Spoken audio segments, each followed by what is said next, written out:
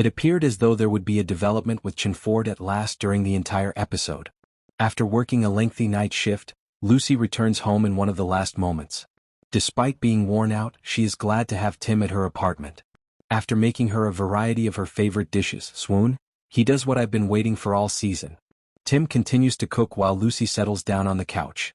He begins by acknowledging that he knows he caused her great pain by ending their relationship. He believes that he's done a lot of effort in therapy to address what's broken, and it's really frustrating because it feels like we haven't made any real progress with this romance at all. He tells Lucy that he wants to move in with her, and I've never been happier, but I should have known this declaration was too good to be true. Tim comes out from behind the counter to find Lucy sound asleep, having missed his entire speech. At the episode's conclusion, FBI agent Matt Garza, Felix Solis, has a big announcement, so various members of the Mid-Wilshire gang get together. Some of the secrets in this top-secret development were taken from an NSA site. Monica, of course, was the one who used the knowledge they possessed to obtain immunity. She is a totally free woman as she passes the astonished team. Monica's return is welcome, but this should have happened much earlier in the season. I'm not happy that we now have to wait until season 8 to get any actual information.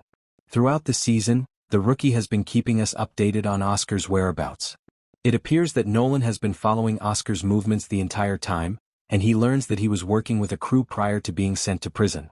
Since he is no longer incarcerated, Oscar is likely to be able to follow his friend directly to the location where he buried some gems in the Barstow Desert. Nolan takes Nyla Harper, Mikia Cox, out into the desert as part of his mission to track down this criminal. They hide out in an Oscar's motel. Though they are unaware that Oscar is observing them, the companion is staying. When Nolan gets some coffee from a vending machine outside his room while on the lookout in the middle of the night, Oscar instantly stun guns him. This storyline development was obvious to me, but evidently Nolan missed it. Before he realizes it, Nolan is riding in Oscar's trunk as Oscar sings, "Hit Me With Your Best Shot," by Pat Benatar loudly. The musical interlude was enjoyable, but I was a little irritated that Nolan was so readily caught. Oscar's associate is dead and Nolan is gone when Nyla wakes up. After putting everything together, she asks a young person who owns a drone to assist her in finding her lover. To get to the hiding place, Oscar is making Nolan march across the desert. Because his co-conspirator's arm had the diamond map tattooed on it, Oscar severed it in the most gruesome scene of the episode. Nolan mockingly remarks that Oscar could have just snapped a photo of it, but Oscar acknowledges that his incarceration has turned him into a complete caveman. Furthermore, he admits that Monica is the one who helped him break out of jail the previous season.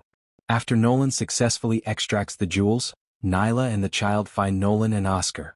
He is told by Nyla to shoot the drone straight at Oscar. After a brawl breaks out between Nolan and Oscar, an unexplained helicopter appears, and Oscar manages to flee again. The good news is that Nolan managed to keep the diamonds, but I'm upset that the season's conclusion is beginning in the same manner as the previous one. Despite having the least dramatic plot in the finale, Angela Lopez, Alyssa Diaz, still has some humor. The crew answers a call about a bank heist. Because his Bulgarian girlfriend needs a heart transplant, Julius Scott Michael Campbell,